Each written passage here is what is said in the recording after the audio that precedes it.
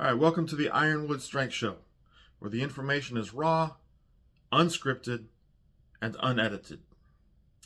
All right, before we get started today, I want to ask you to, if you like the videos, please like the videos as you watch them. Um, Hopefully, this will be getting turned into a podcast very soon, if not after this episode, very soon in the future. Hopefully, that's what I'm looking forward to.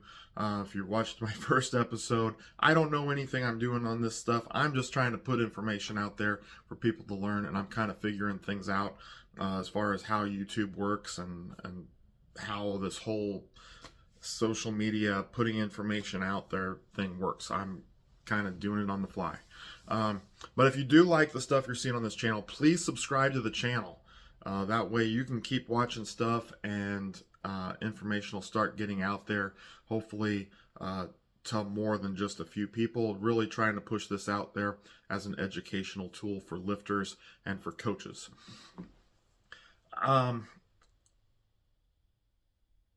So today, and also along with that, I'm sorry, I'm all over the place sometimes. So like the videos if you like them, please hit that like button. Subscribe to the channel, and also share it with your friends. Share it with people that you know, whether they're coaches, whether they're lifters, whether they're trying to learn something about the field, athletic trainers, physical therapists, whoever that might be. Please go ahead and share these videos with them, or the podcast with them when it comes out, so they can start seeing that information as well. All right, now getting on with today's show. So today is episode 15 of the full-length episodes. There are currently over 30 videos total out there. So again, this is a fairly new thing. It's something that I do just in my spare time. But there are about 30 videos out there so far. So check out the different, check out what I've got. There's an exercise gallery. There's stuff just to make you think about stuff, and there's things that can be directly applied to training, and there's things that question our common mindsets. So today, episode 15, I'm gonna finally get into it. I'm gonna talk about volume, or three aspects of training that kind of govern what we do.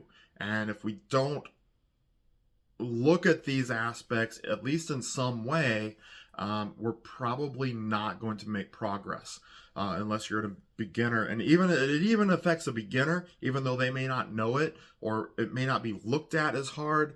These three things control what we get out of training. And those three things, number one is volume, number two is intensity, and number three is loading.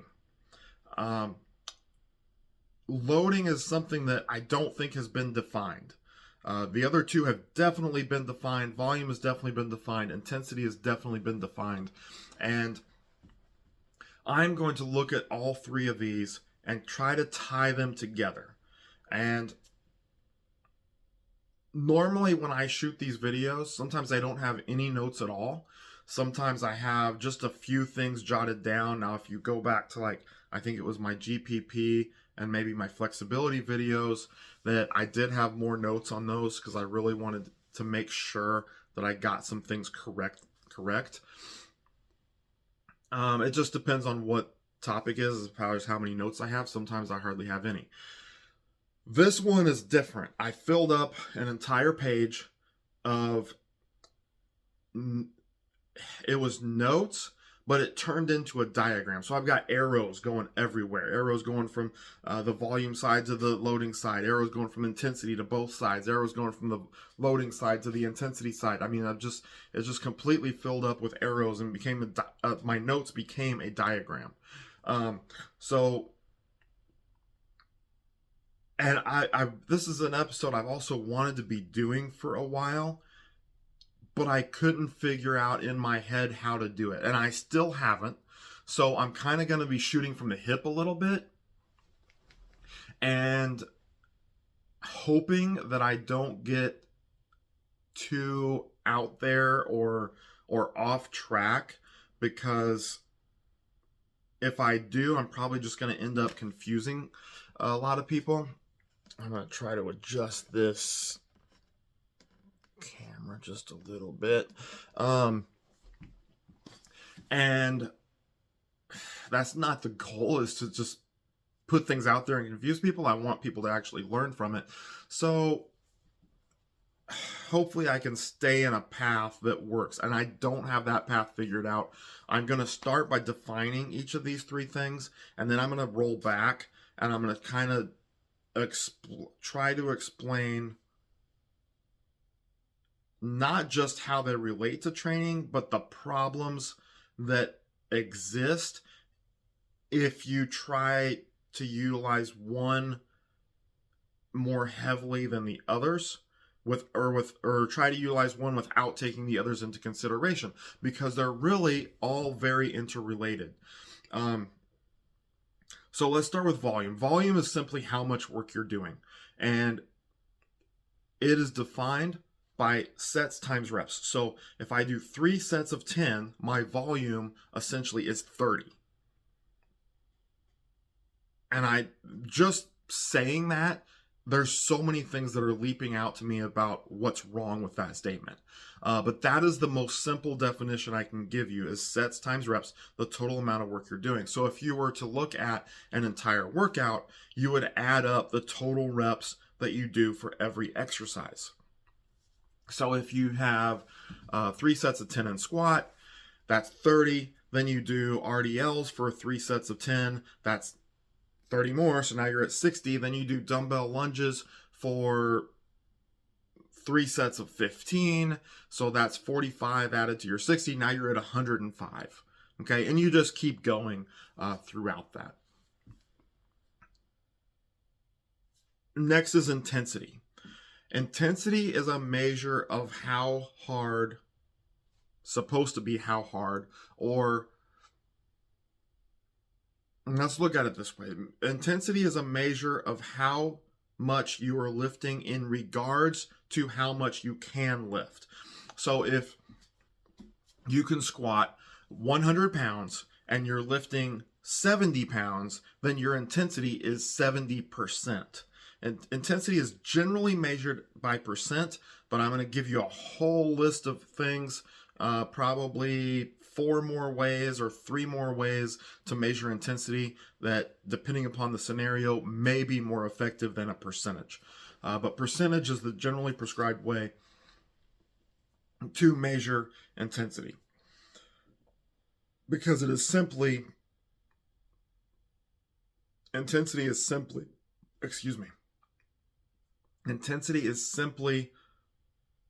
the measure of how much you're lifting relative to how much you can lift.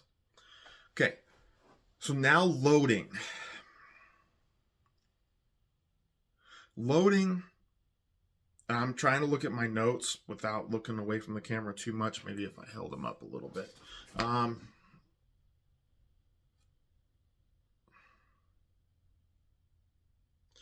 Loading gives consideration to both volume and intensity.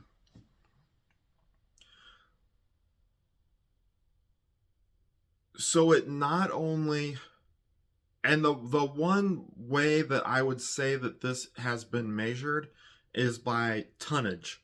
And that's where you're going to take, so you look at volume, 3 sets of 10, okay, that's 30 reps that you did. That's your volume. And then now we're going to take into effect the weight that you lifted. So if you did 3 sets of 10 at 100 pounds, it now becomes 3 sets of 10 is 30 times 100. Now you have 3,000 pounds that you lifted.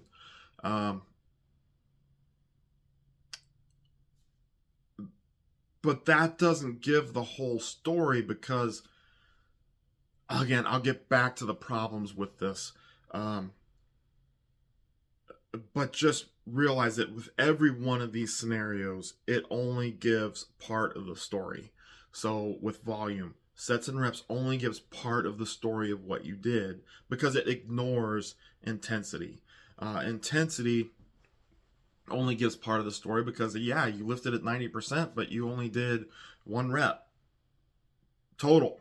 Like, you just jumped in and did 1 rep at 90%. So they all ignore certain aspects of training so they can't give you a complete picture, and in and of themselves they can't determine how hard something is. But when you combine them, now you can determine how hard a workout should be, or how hard that workout is, or how much of an effect, a training effect, that is going to have on the body. So we have to put them all together. 1 second. Okay.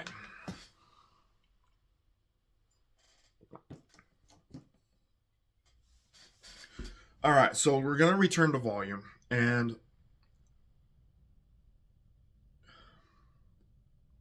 you have to understand that volume is an incomplete method of measuring. Pull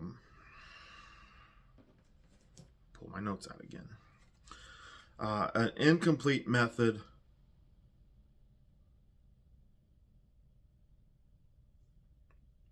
of measuring or evaluating the work that's being done. So an example of that is, and that's really what we're trying to figure out, is how much work is being done when we're looking at volume. And let's say you do 3 sets of 10, okay? 3 sets of 10, you should be able to lift in the 60 to 70% range, okay, for all 3 sets. Now and I'm not, because right there, if you're an advanced lifter, you're looking at that and saying, there's no way I can do 3 sets of 10. If you're a power lifter or a weight lifter, you're going to look at it and say, there's no way I can do 3 sets of 10 at 70%. Maybe 1 set, which you should be able to get more than 10 reps in 1 set, but to duplicate that if you're controlling your rest, is going to get very difficult. So, but you should be able to be in that 60 to 70% range for 3 sets of 10. 3 sets of 10 is 30 reps. But what if you did 10 sets of 3? 10 sets of 3 is also 30 reps. But with 10 sets of 3, you should be able to be really, 80% would be on the easy side. Really, probably 85 to 90%. And 3 reps for 10 sets of 3 at 90% would be extremely difficult. But definitely, for sure, 80 to 85%. Now you're look at this, you're looking at 10 to 20% more than what you did 3 sets of 10 for. But your volume comes out the same. Okay, and that's what creates the problem, is that it only tells you how many total reps you're doing. That's all volume tells you. It doesn't tell you how much weight you lifted. So then the person that did 10 sets of 3, what's the effect on at 85%? What's the effect on their body, on their nervous system, on their muscular system, compared to the person that did 3 sets of 10? Now you can go say, oh, well, the 3 sets of 10 is going to get more hypertrophy and the 10 sets of 3 is going to get stronger. Well, okay, that's not what we're talking about here. I want to talk about the effects on the body, like fatigue. Which one is going to cause more fatigue? Which one is going to be harder to recover from? Okay, I would say that the 10 sets of 3, even though that's below, if you do 3 reps at 85%, the way I look at it, and I know there's charts out there and I'm always a little bit off the charts, but you should be able to get between 5 to 7 reps at 85%. And you're only going to do 3.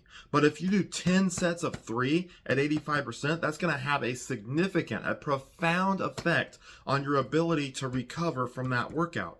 3 sets of 10 at 65%, say, or maybe even 70%. you should recover from that faster than the 10 sets of 3 at 85%. Because the amount of load that you're actually putting, now we're going to jump into load, all right? The amount of load that we're putting on our system, looking at our body as a system, is much greater with the 10 sets of 3 because the percentage is higher. So now if we, and I wish I had like a something I could show you the math on this. The 10 sets of 3 at 85% is going to equal a much greater, now we kind of convert it to tonnage, a much greater tonnage than the 3 sets of 10. Because the total amount lifted, if you divide that all out, the total amount lifted per rep is going to be higher. And that's going to have a greater effect on your body, on your system. Okay, so let's change it again. Now, we're still going to do 10 sets of 3, but now we're going to do that 60%, 65%, 70%. 10 sets of 3, so still 30 reps, but now we're going to utilize a lower weight. But because of, or instead of just lifting the weight like we did with 3 sets of 10, now we're going to lift as explosively as we can. Lift the weight as fast as possible. So now we create another scenario where we're not getting the whole story by anything, by volume, by intensity, or by the load, because the effect now becomes on how fast we're moving that weight. Think dynamic effort. If you're familiar with Westside and you're familiar with that terminology, which if you're not familiar with dynamic effort, go back and listen to my video. It's one of the earlier ones about methods of strength training. And I talked about max effort, I talked about the repetitive effort, I talked about dynamic effort. Dynamic effort means or implies that you're lifting a sub-maximal load as fast as possible. Okay, so when I get down to bench that weight, I'm not just going to press the weight, which at 60 to 70% you could probably do without having to put max effort into the bar. You should be able to do it. You should just be able to do the rep, right? But now when we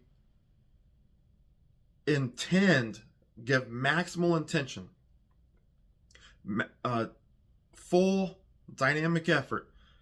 What was the other terminology that Fred Hatfield that's slipping my mind right now? Compensatory acceleration. You accelerate that weight from the time it touches your chest to the time you have it locked out. You're pressing as fast as you can and as explosively as possible. Now we create another effect, okay, that can't be measured by volume or intensity, but I think it should fall under that loading, but you can't measure it with tonnage. Okay, so how do we, and I don't necessarily have an answer for this, definitely not a mathematical answer. And there are some coaches that did this many years ago. I'll discuss that in a little bit, but it doesn't solve the problem. It gives their observations. But how do we really measure that? How do we measure that effect on the body? Lifting that submaximal load for the same volume as the other examples is still 30 reps. But the percentage is now what we did for 3 sets of 10. And so it's a lower percentage than what we could be handling.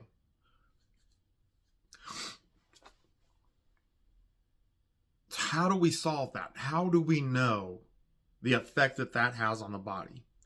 In my mind, we can't really know for certain, but we do know that the effect of 10 sets of 3 lifted at maximum velocity is going to be greater at 60%, is going to be greater than the effect of 3 sets of 10 lifted at a normal velocity at the same weight.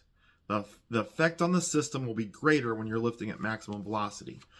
And the effect that it has on the results will be different. Where the 3 sets of 10 is more fatiguing on each set, should produce more hypertrophy, versus the 10 sets of 3 at the same 60% is going to have a greater effect on power output, and potentially even your maximum strength, instead, and not have really much of an effect on hypertrophy. Okay, so that is where I'm going to stop for now on volume. And you're going to see how these all kind of come back and forth. And now I'm going to move to intensity. All right, so intensity, we already established that it's a percentage of your 1 rep max. So if you can, your maximum lift is 100 pounds and you lift 70 pounds, that is 70%. Okay, your intensity is 70%. Okay, so what is that 1 rep max? That is the most amount of weight you can lift for 1 rep. Typically, when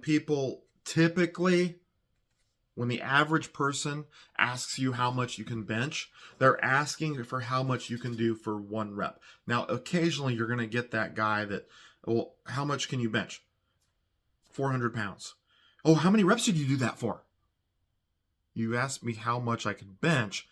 400 pounds is how much I can bench, period. Okay, but that's a whole getting into the lack of knowledge in this field. So, but most of the time when you're asked how much you can lift, they're asking for your 1 rep max, even if they don't call it that, or even if they don't know that terminology. So that's what the 1RM is, and a percentage off of that is going to give you the intensity that you're lifting at. Now, let's take the 1 rep max a step further. We have to consider here, what is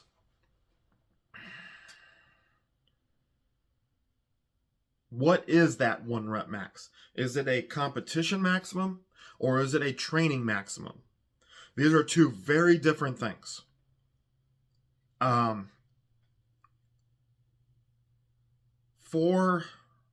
And it's really important to know the difference in this.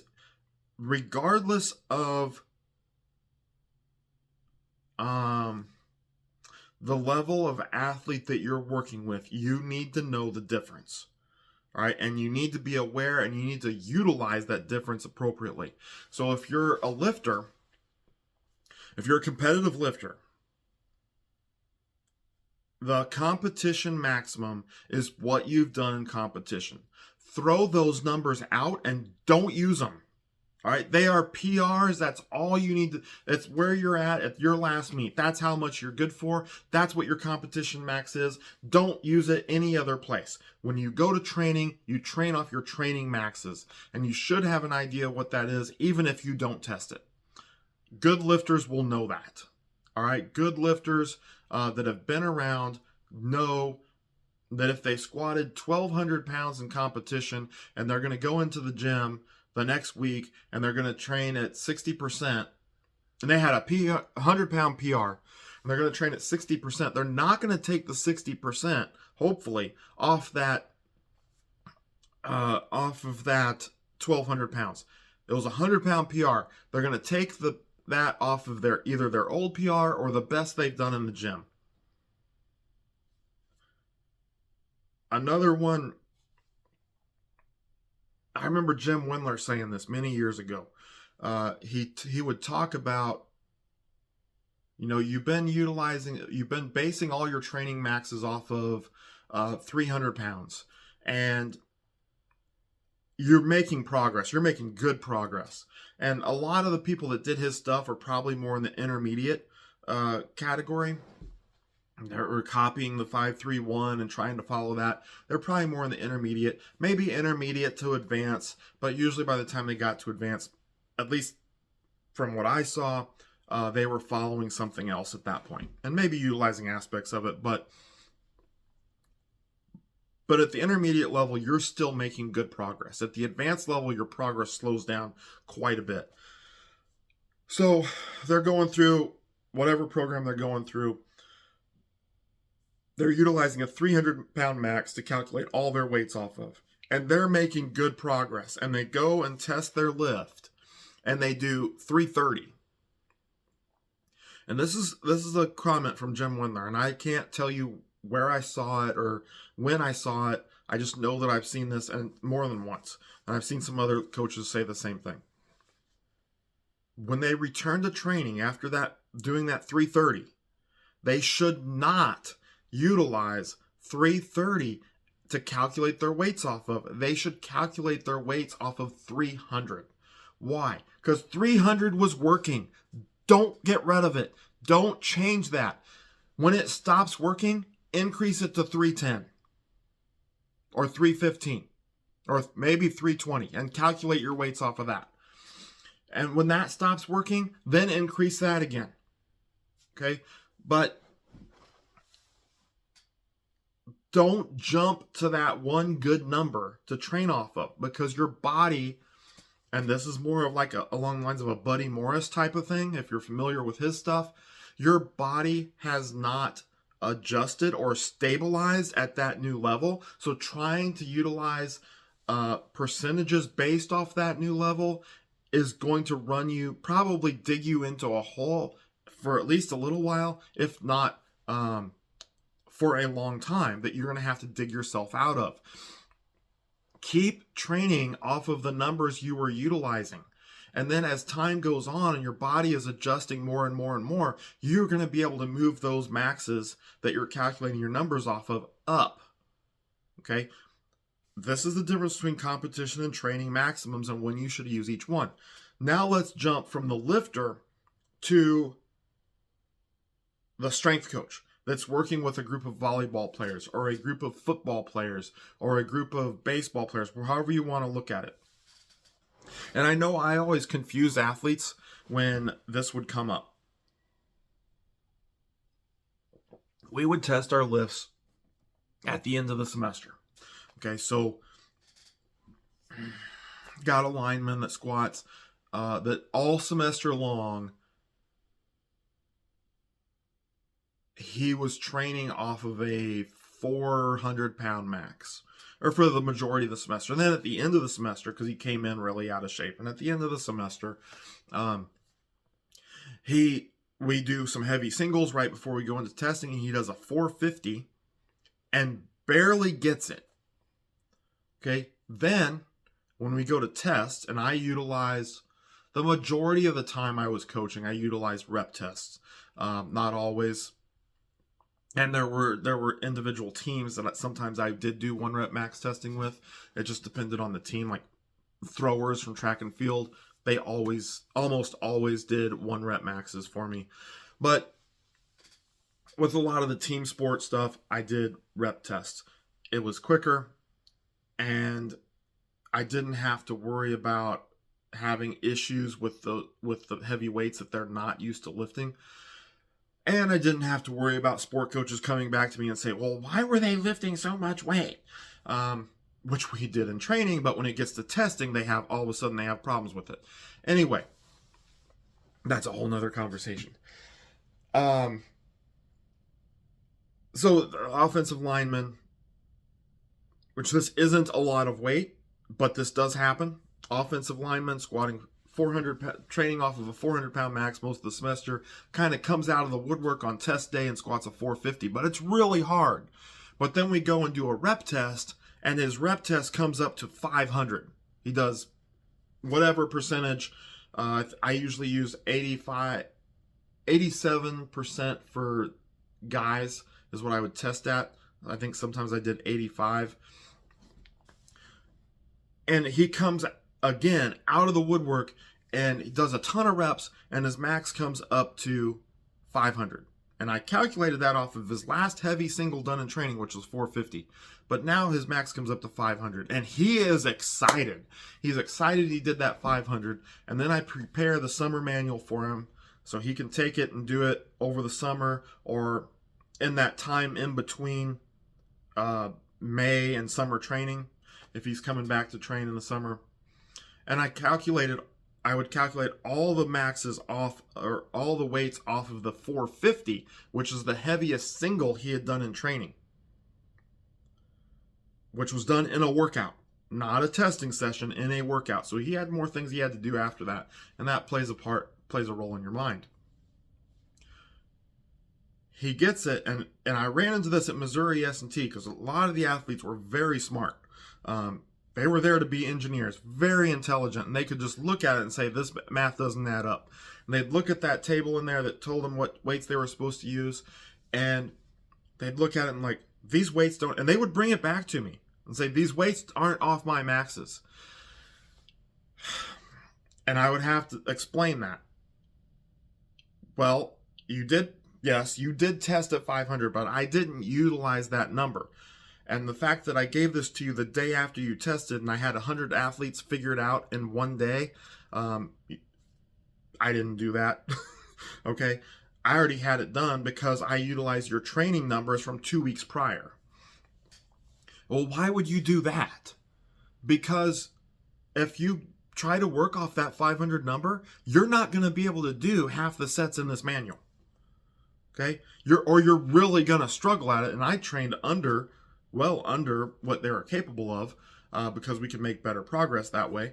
But that was a hard thing for them to understand. Well, if I'm training at 80%, shouldn't I be at 80% of the 500, not the 450? Because that's my real 80% and that's what I should be able to do? No. It's very important that you train your athletes off of what they do in training, not off what they do in testing. Because in testing, and some schools, and I'm kind of opposed to this, some schools have these big productions for testing. I just want to go in, let's see some hard lifting, and let's get out of it. But even whichever way you look at it, they are mentally wired, okay? They are ready to go on test day. Or in training day, it's just another heavy lifting day, and they just come in and do it. And yeah, they're going to get up for it. They're going to get motivated there at the instant, but it's not, doesn't have the same effect as what they do on test day. And some athletes actually do worse on test day, but that's not the norm. Most athletes do far better on test day than what they do in training. So it is important. It is very important to train them off of their training, what they do in training, not what they did on test day. That is very important. Okay? It lets their body stabilize to where they're actually at. And really, those competition maximums aren't real for athletes. Okay? It's really kind of, I don't want to say it's fake, because if you have legit testing, it is legit. But to reproduce those numbers, they would be, without having that emotional arousal, is going to be next to impossible. But that emotional arousal, the adrenaline rush, the getting all those endorphins going, the excitatory state that their nervous system is in allows them to lift more than what they'd be capable of on a normal training day. And so you want to train off what you do in your training, not off what you do in a testing situation, which is an elevated emotional state. Okay. That's the difference in competition max and training maxes. The emotional state that you're actually in. Train off of the training numbers, not the competition numbers. Okay, from there, we can go beyond just a percentage. And this is necessary because not all exercises can you just utilize a percentage. So if I'm going to do dumbbell curls, do I have a number to draw to, and you can create a number. I'm not going to get into that because that's it kind of falls outside the scope of this conversation. or this discussion, there are ways of creating these numbers, but for the most part, or hopefully, you don't have a 1 rep max for your curl, a 1 rep max for your row, a 1 rep max for your glute ham raise, a 1 rep max for your reverse hyper. That would be an interesting one. A 1 rep max for your farmer's walk.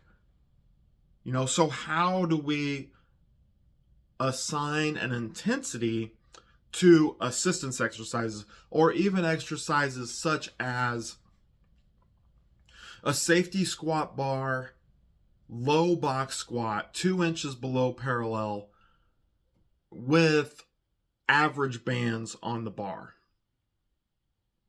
When you've never done it before, how do you assign an intensity to that? So there are some coaches that came up with ways, and they work. I'm not going to criticize them. I just want to explain what they are, and I'm not going to necessarily. I think they all work to a certain degree, depending upon the situation. So it's kind of up to the coach to figure out what is going to work best for them and the situation that they're in, because you might want to use multiple of these methods or all these methods. It just depends on you as the coach or you as the lifter. So we know percent base is a measure of intensity, and that's the most common. That's what we're taught in the school books. From there, we can look at RMs, and this was actually somewhat popular, but I never felt when I was in school that it was applied, at least for what we were learning, that it was applied appropriately. And I'm sitting there, they're teaching us this, and I'm sitting there, I was a little bit older, because it took me 6 years to get through my undergrad, but I'm looking at this information, I'm saying this doesn't work in a real life setting. And I'm going to stop. I'm not going to get into that other than to say that.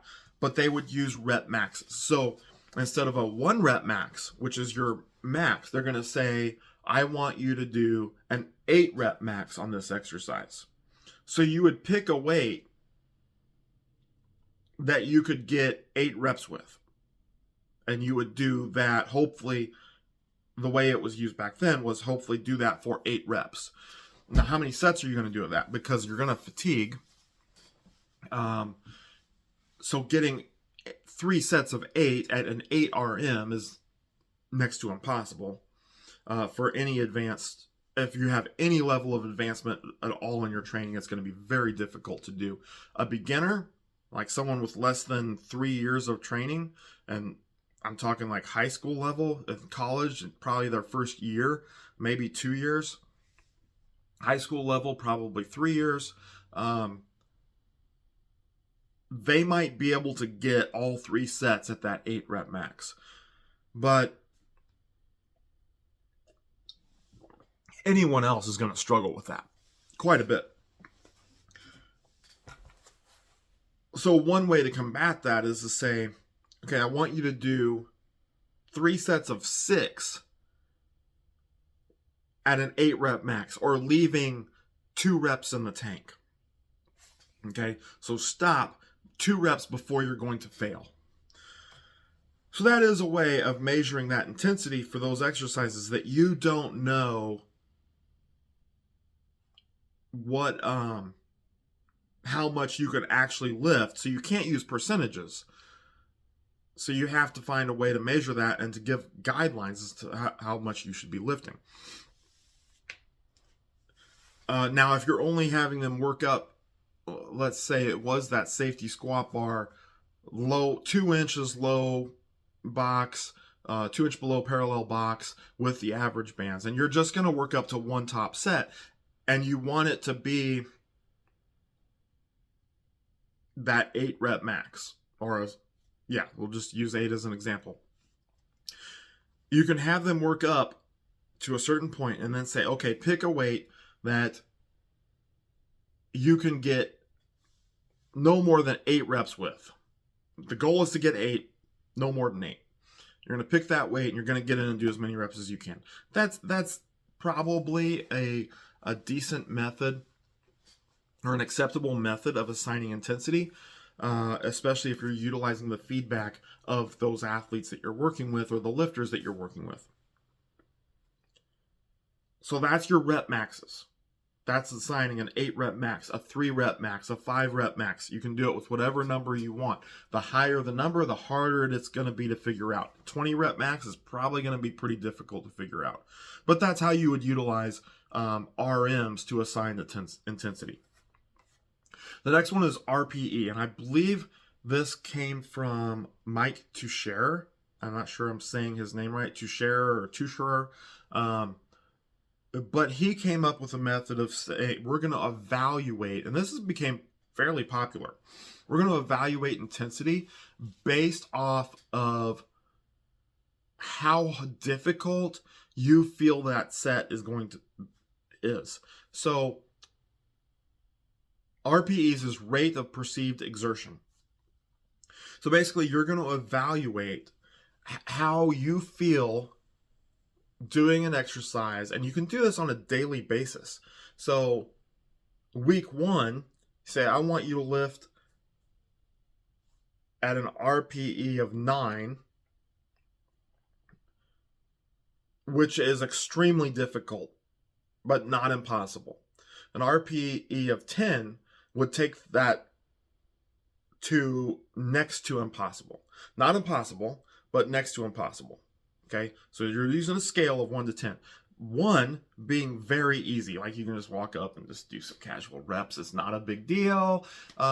Where 9 is almost everything you've got. Okay, this works if you have people that are honest with you about how they feel, or you have people who are honest and have an understanding of what a weight is going to do to them as they do it. So if you have someone that doesn't really like lifting,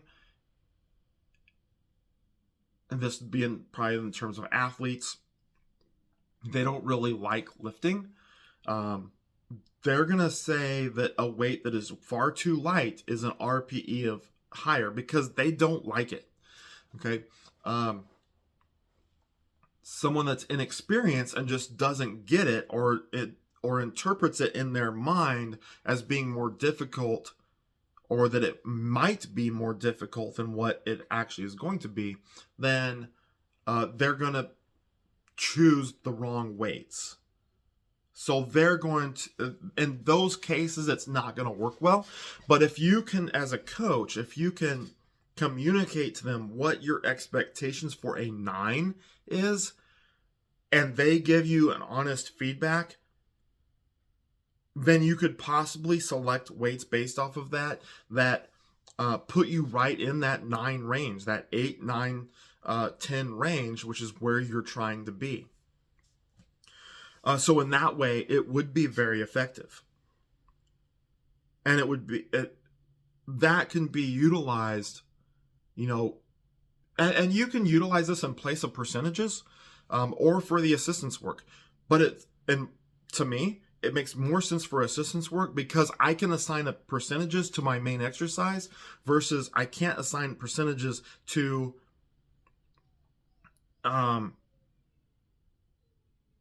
my assistance work. Okay. And we'll go into some examples of people that try to do this, but that's coming up. So that's your RPE, rate of perceived exertion. It works off a scale, and you select weights hopefully based off how you feel and how you can handle those weights on a daily basis. Because, and the example I was trying to give, you go to week 2, you still want that RPE of 9. You may be doing more weight because you've already handled it once, or you may be sick that day, or not feeling well, or had a lot of stress before you got to the workout, and your RPE of 9 may end up being a lower number because of those reasons. So this really, where your percentage based is going to stick you with a number, the RPE, rate of perceived exertion, should fluctuate based off of how you feel on any given day, which is important. Okay, it is important. So RPE can be a very effective tool to measure intensity and to train at the intensity that you really want to be at, or that you want your athletes or your lifters or your clients to be at. All right, the next one is RIR, and I'm not as familiar with this one. It hasn't been around as long, and as of right now, I don't think it's as popular, but it is a valid and good way of measuring intensity. And RIR is reps in reserve. So an example of this is, I want you to lift 100 pounds with 2 reps in reserve. Okay, so that means you're going to do 100 pounds for as many reps as you can get until you get to that point where you can think, if I do 2 more reps, I'm going to fail. That's when you stop the set. Okay, and coaches, if a good coach's eye can see that and stop their client or their lifter or their athlete at that point. They should be able to see it if they've worked with that athlete. Now, an athlete they've never worked with before, sometimes you see people fail out of nowhere. So you have to be familiar with how those athletes you have to be familiar with how those athletes handle weights. And it'll give you a much better idea that utilizing that RIR in those cases can put you where you want. The difficulty with this is when you're lifting far below failure. So early stages of training, or I'll call it intensity based. If you're familiar with Prilipin's table, they lifted far below failure. So they might be doing only 4, 5, or 6 reps with a weight that they could probably do 10 to 12 reps with. And I'm a huge advocate of Prilipin's table, used appropriately. Early stages of training, when you're just trying to, maybe they just had a competition, they took a week off, they come back into training, you want to do an introduction period to get them back into training mode of probably 1 to 2 weeks. So in that scenario, the assigning reps in reserve would be too far away to get a good evaluation of that. So I want you to do a set of 5 with a 6 reps left in the tank, 6 reps in reserve. That's going to be pretty difficult to evaluate. So in that case, I would not think it would work. But when you are getting into your harder training, this would be very effective. Hey, I want you to do a set of, I want you to throw 150 pounds on there. I want you to leave 3 reps in the tank, 3 reps in reserve. And that would be much easier to accomplish. And a very effective way of managing intensity definitely for assistance exercises, but you could utilize it for your bigger exercises as well. All right, so that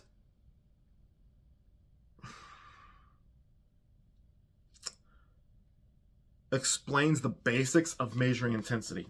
Now we're going to get into this is sticking with intensity. This next part is something that probably isn't in the books a lot, but is extremely important to understand. And that's the difference between relative and absolute intensity. Relative intensity versus absolute intensity. Relative intensity is essentially that percentage, okay?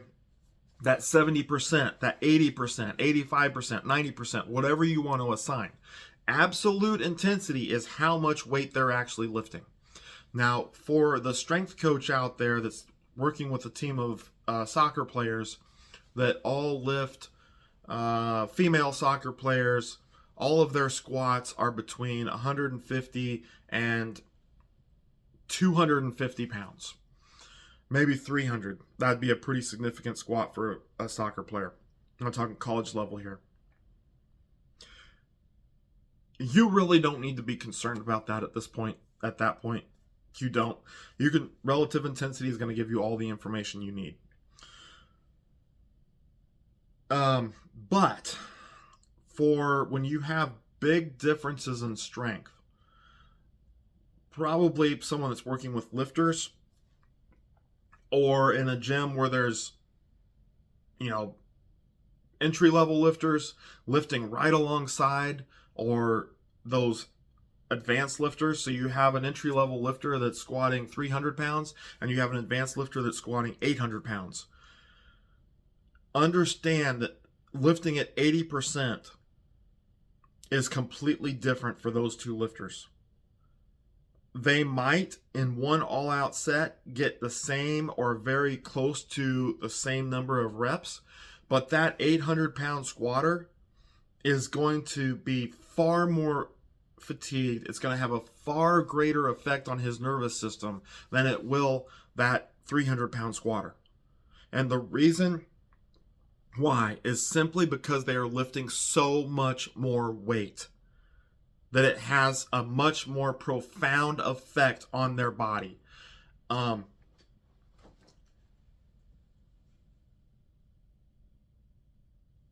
Just the weight alone causes that, but also you have to look at motor unit recruitment.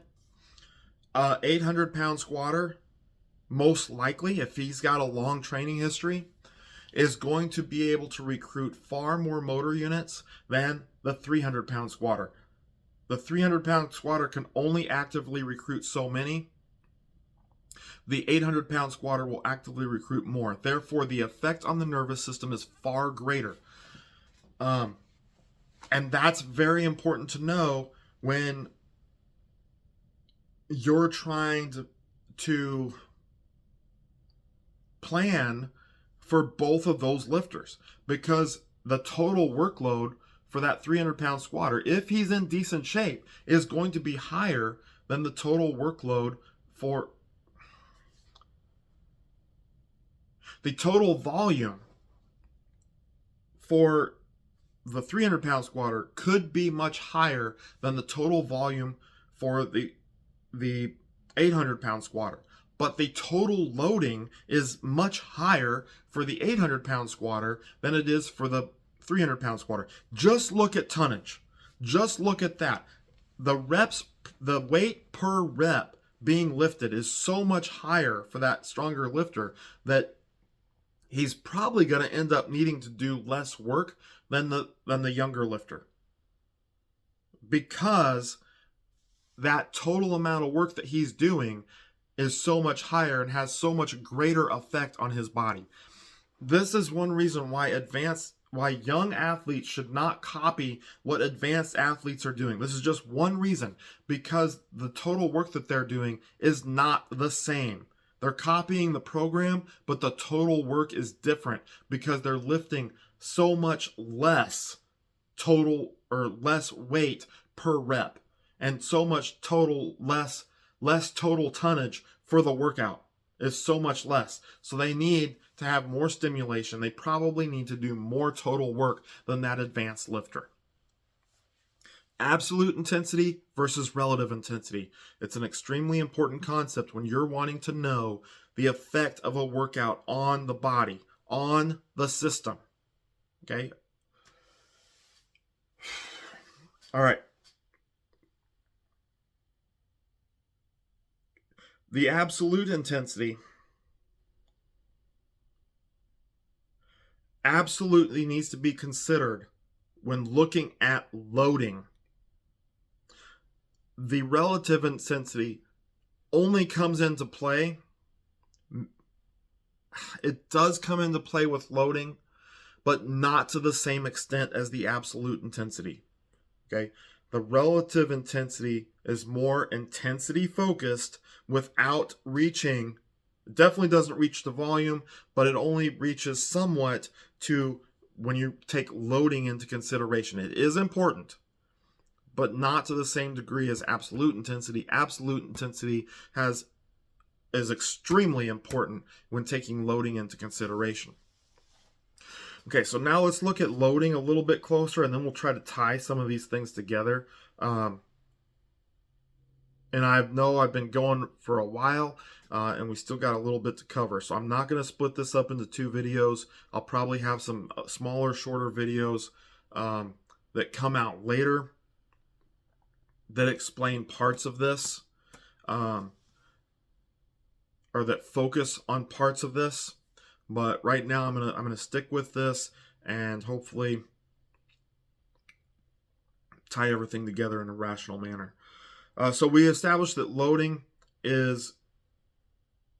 takes volume and intensity into consideration. You have to consider both of them put together to understand loading. We know that there's not an effective way of measuring this. Tonnage is the closest. That's the total amount of weight lifted throughout an given exercise or throughout the workout.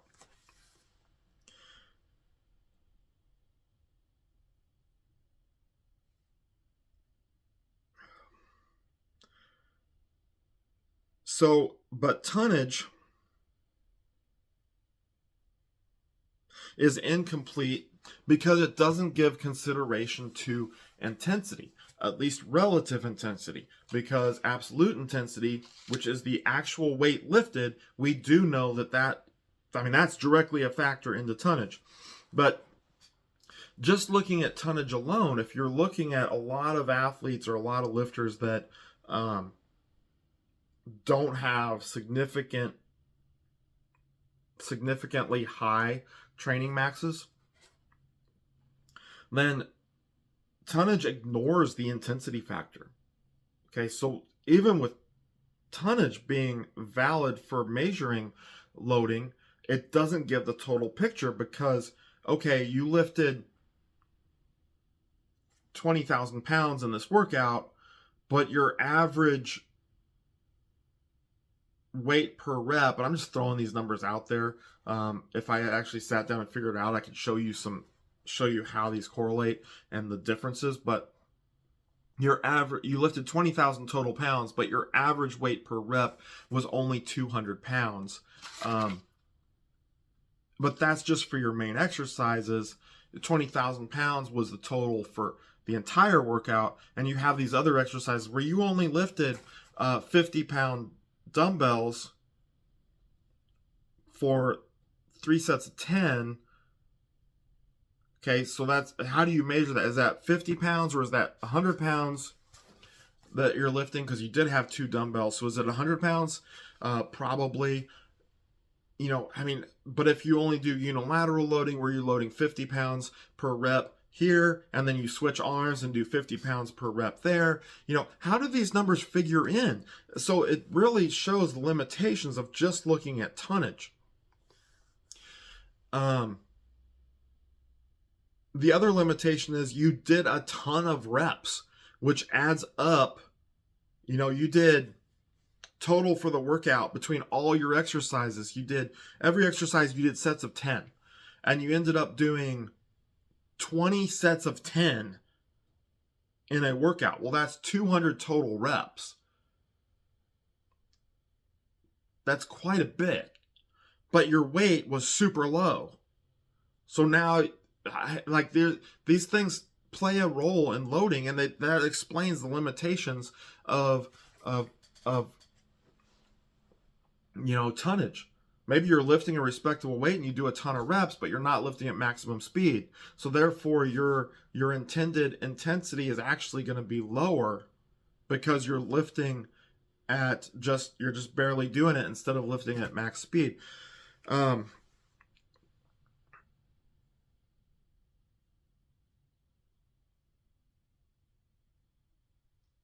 So sets times reps times weight. Add that up for each exercise. That's going to give you your tonnage. But sets times reps times intensity will give you a number as well. And I experimented with this a long time ago. Most of my experimentations didn't go anywhere because I didn't lift in a scientific setting and I didn't practice in a scientific setting. It was a practical setting and I just didn't. Anyway, sets times reps times intensity, not times the weight times the percentage. Okay, that can give you a number as well that is going to evaluate based off of the intensity level that you're lifting at. And it does work to a certain point, but that ignores the absolute intensity, which for your advanced lifter is important. Especially the strongest of advanced lifters, it becomes much more important.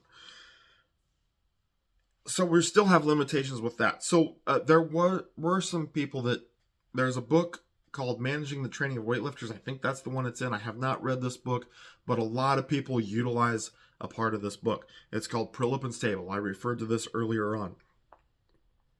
They looked at weightlifters, a lot of weightlifters, junior level weightlifters, and they evaluated the best sets, reps, total volume, and intensity to make improvement. This took the speed of lifting into consideration because they did not want the bar speed to slow down too much. So if they were lifting at 70%, they knew they needed to be between 4 and 6 reps. And I think I'm getting this right. I don't have the table in front of me, but they knew they needed to be between 4 and 6 reps per set for, I think it was 3 to 5 sets. So they had a range, and they had the optimum number. And they would have a range that they wanted that total volume to be in. Because if they were below that range, it didn't have a training effect. If they were above the range, technique and bar speed dropped off. So they knew their total number of reps, with an average number of like 4 to 6 reps per set, their total number of reps needed to be between, I believe it was like 20 to 30. So it needed to be in there. With the which the optimum level ended up being like 24 or 25. Okay, and don't quote me on this because I'm probably a little off on the numbers. I'm probably close. But you can see what they did. They found the range for reps per set. They found the range for total number of reps, which would, in turn, you could get the total number of sets you needed to do. And they found the optimum number, which was generally right in the middle of that range of total number of reps. They utilize this with weightlifting. It has to be utilized with exercises that are percentage based. Okay? And it's not a hypertrophy chart. If you go too heavy, it slows the bar down. It defeats the purpose. But that was a very valid, very good way of managing percentage-based exercises that bar speed was important for. And then since then, powerlifters have gotten a hold of this and they've changed it somewhat to fit their needs. I'm not criticizing that. I'm actually saying just what's happened, and it's worked. Okay, it has worked. Louis Simmons did a great job utilizing this table, and there's other coaches that have found ways to utilize it as well. But remember, it controls reps per set, it controls total volume, it controls the intensity level, and it looks at bar speed. So those four things, if you're watching the video, you can see that I don't know what I'm doing with my hands right now. Those four things have a very good, that allowed them to manage their loading. Okay?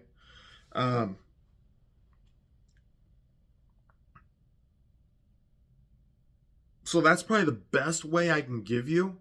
But that doesn't work when you start getting into assistance exercises or exercises you can't utilize percentages off of.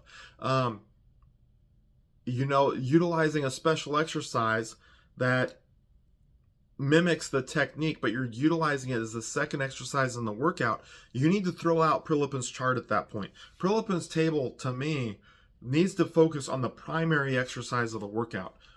And you could utilize it for more than one, but when you start getting into your strength work, it needs to get thrown out because it's more a focus on that explosive ability, or really where bar speed is important, because once bar speed slows, you're getting outside the realm of what that table is trying to accomplish. Okay, so Prilepin's table, all in all, very good way of managing loading. It takes into consideration volume, it takes into consideration intensity, it takes into consideration bar speed, and as well as total number of sets and optimum number and all that. So it's a very good way of managing loading for your primary exercises that can be trained off of a percentage basis. So what do you do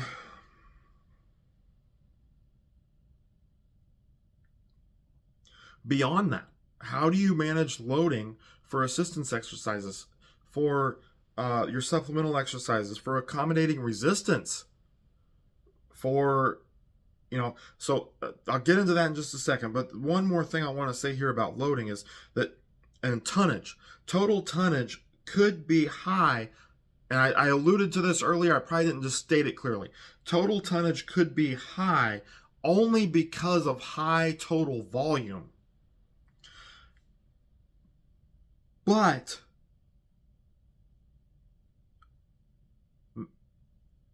so with that thought, the average weight per rep could have more meaning or have more relevance to loading. But then if our volume is too low, that throws that out the window. Okay, the average weight per rep could be very high, but if you only did one exercise in the workout and the volume wasn't even that high for it, yeah, your total weight per rep is going to be high, but the total effect on the body, we wouldn't know we would know, but it would probably be lower than normal because you didn't finish the workout. You didn't do all of your assistance work, which would be the average weight per rep down, and it would take your total tonnage up. So there's just a lot of factors in here that prevent us from accurately knowing the effect of loading and accurately measuring loading.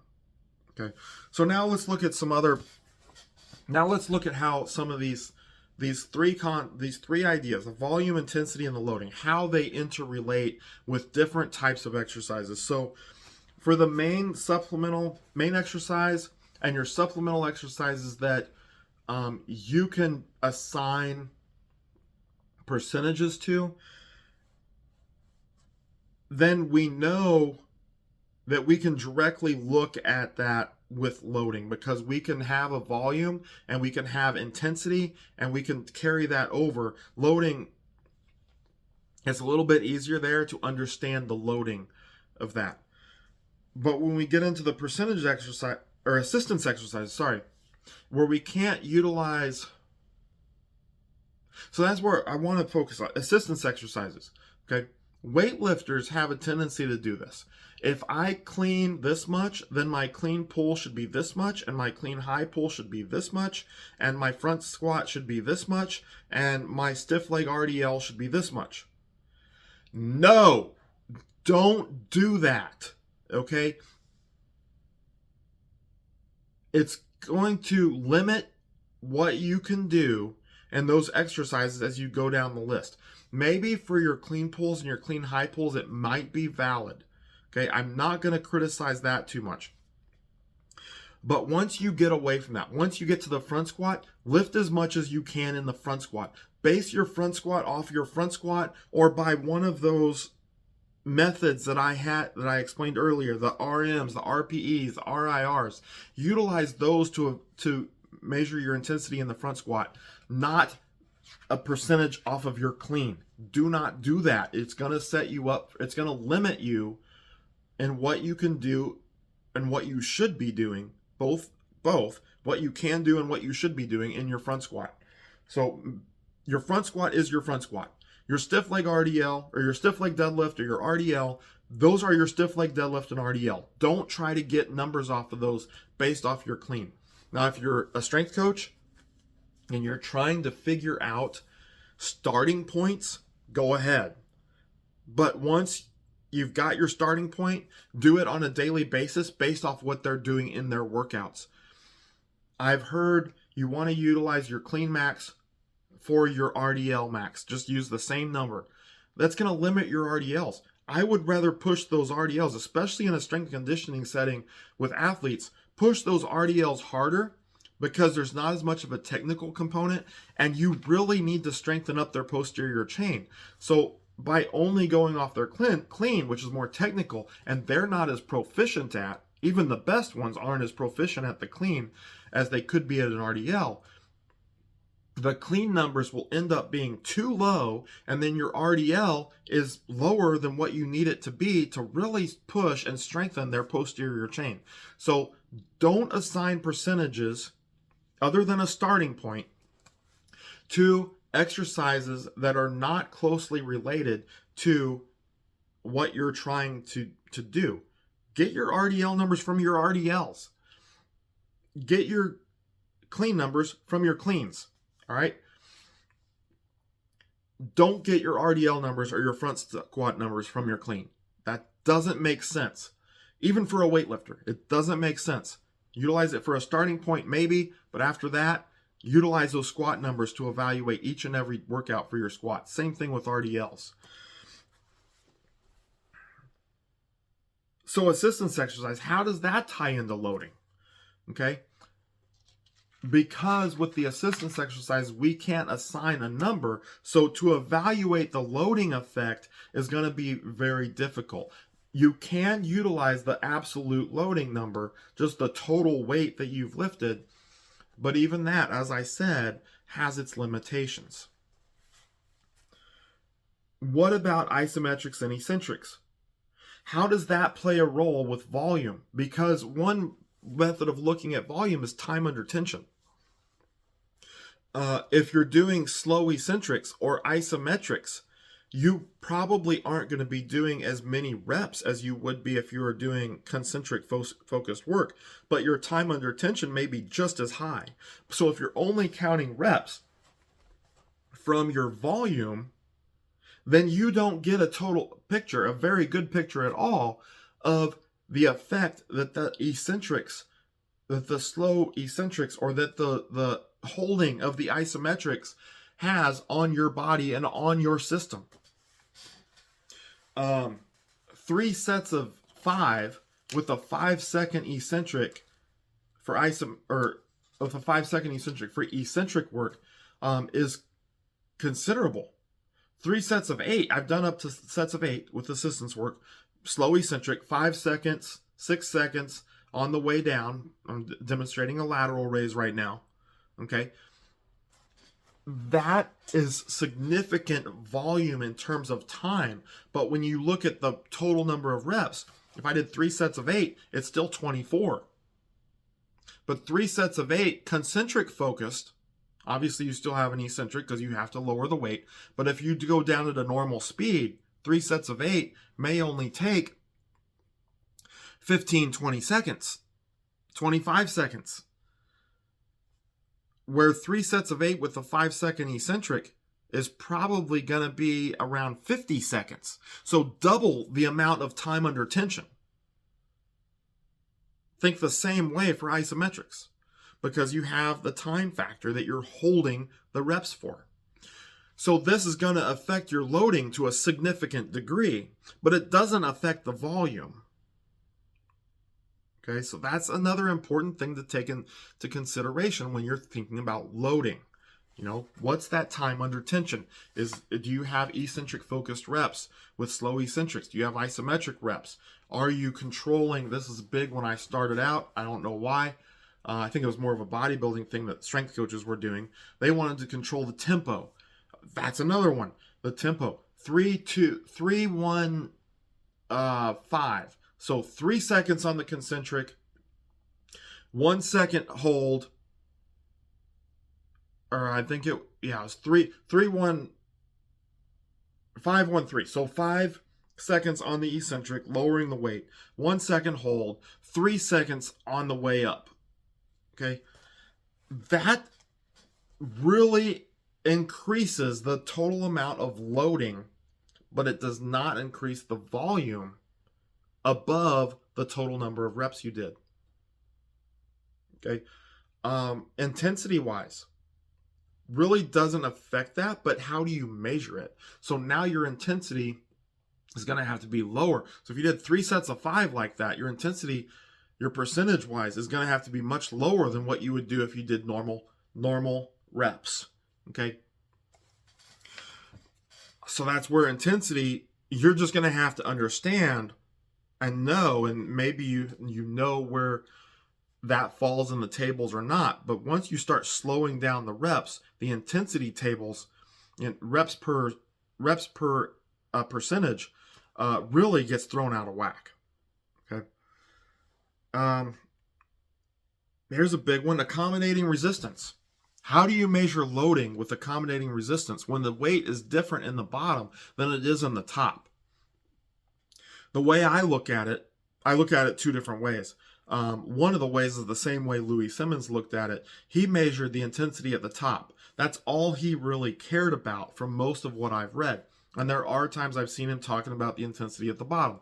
But he would look at the total weight lifted, total weight on the bar, plus the tension of the bands or the weight of the chains at the top. That's where the percentage that he looked at. Okay, so I like to do the same thing most of the time, but I have also looked at the intensity from accommodating resistance as creating a different max for each level of bands or each amount of chain that I had. So I had a max. It was a derived max. It wasn't an actual max for my box squat with the green band, or my box squat with the blue band, or my bench with 1 chain, or my bench with 2 chains, or my bench with 3 chains, or my bench with 2 chains plus a monster mini. So I had a max figured for all of those, and I had a way of doing that, which I'm not going to get into here because this video is already plenty long, and that could be a whole separate discussion. But that's how I looked at it from an intensity standpoint. That's how Louis Simmons looked at it from an intensity standpoint. But how does that factor into loading? Because if you're at 75% at the top, but only 60% at the bottom, or 50% at the bottom, maybe, depending upon how much tension you have, how does that affect? What is the effect on your system by doing that? Because it's not the same as lifting 75% from the bottom to the top. Now you have 60% or 50% at the bottom and 75% at the top. So the effect on your body is going to be different. Now the goal, remember, if you understand Louis Simmons in dynamic effort training, or Fred Hatfield in Fred Hatfield and compensatory acceleration, your intent should be to apply maximum force from start to finish. So you should be intending to apply 100% effort from the very bottom all the way to the top. And that goes back to what we talked about, the speed of the exercise, which is actually my next point as well. But the actual load placed on your body is going to be different. Even if you're intending to lift at that maximum speed, the actual load on your body at each one of those stages of the lift is different. So here we go again. How do we solve that problem, or how do we evaluate that? These questions are up in the air. I don't have perfect answers for this, but it's things that I think we need to consider when we are looking at and we're trying to evaluate loading on a lifter or on an advanced athlete, or that case, or whatever case may be. All right, now I've already pretty much alluded to this and I've discussed it, so I'm still going to hit it. Compensatory acceleration. Here we have a case in which volume has to get almost thrown out the window from a certain point of view. Intensity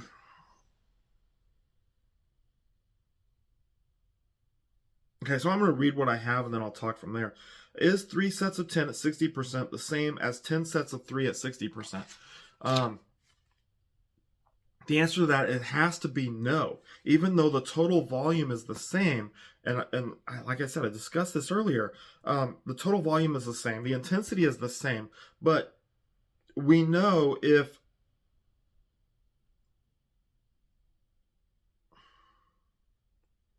that bar speed does not affect volume. So the total volume is the same. You have 30 reps. But does the bar speed affect the intensity? And this is kind of what I was just referring to with accommodating resistance. Does the bar speed affect the intensity? I think to a certain point you have to say it does, but in reality, given the definition of intensity, it doesn't. So this is a question I posed, I believe, to James Smith many years ago.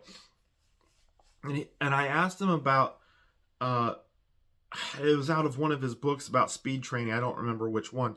And he talked about the difference of the effect of over speed training versus standard sprinting versus sprinting with a sled. Now, if you talk to sprinters, a lot of them will talk about how hard sprinting with a sled is on your body, but based off the conversations I had with James Smith, the effect on the nervous system is actually harder or actually greater from that sprint with the overspeed training, because it demands that the nervous system is firing at a faster and higher rate than you could do sprinting alone, and definitely faster than what you're doing with sprinting with a sled, which actually slows the contraction process down.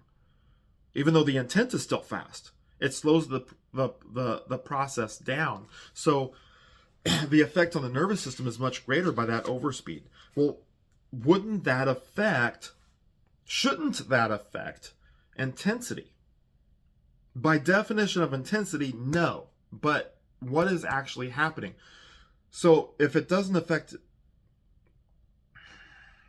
the definition of intensity by percent of 1 RM, no, the speed of movement doesn't change there, but the intensity that is being delivered to your body has to be affected.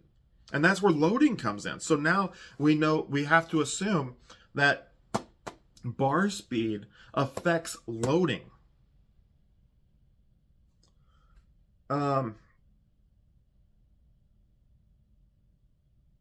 And so that would directly tie into, that accommodating resistance, because now you're going to have to be forced to lift at a faster speed. Even if it's slow, you're forced to lift at a faster speed so you can outrun those bands or lift or achieve the weight when the bands or the chains start piling up on the bar.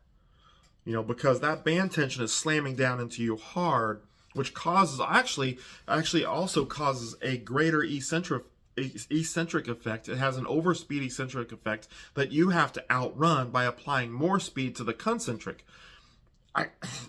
This is a very complicated discussion that needs to take place, and it needs to be understood. The problem right now is I don't think that we completely understand it. So we just need to keep these things in our mind and in consideration when we're trying to understand the total effect of loading on a lifter. 3 sets of 5 with bands on the bar is different than 3 sets of 5 without the bands. Even if we control the weight at the top, at 75% at the top for both of them, the 3 sets of 5 at 75% with bands, remember, because the bands are going to cause the lower weight to be less, so the amount of time you're actually at 75% would be less than the straight weight, but the effect on the body, because of the overspeed eccentrics from the bands and the effect of the concentric being forced to be at maximum intended speed, the effect on the nervous system is going to be much greater with that 3 sets of 5 with the bands than 3 sets of 5 straight weight. Are you with me on this? Because sometimes I think I confuse myself going through all this. But we have to keep these things into consideration. We have to have it in our heads when we're thinking about how loading is affecting ourselves as lifters or the lifters we're working with. Or athletes, difference between in-season training and out-of-season training. Maybe you don't want to utilize bands or a lot of bands in season because of the effects that I just talked about. Remember, we need to limit our loading in season for the weight room for athletes because they're getting so much loading from their sport. Let's not get into that type of loading. So I think I'm going to wrap it up right there. Just remember, volume, intensity, and loading. Very complex subject. All right, don't let people think that it's not, or don't let yourself think that it's not complex because it looks simple at the surface.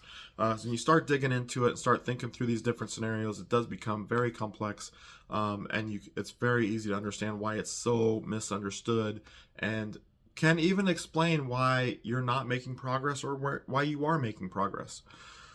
That is it. Like I said at the start, if you like this video, please hit that like button. Subscribe to the channel if you like what you're seeing here, and so you can keep up with what's coming out. And of course, if you know coaches, if you know lifters that you think can get something out of this, please share the videos with them. Please send the channel to them and ask them to subscribe. So that is it. Again, like I said before, stay strong, and I'll see you next time on the Ironwood Strength Show.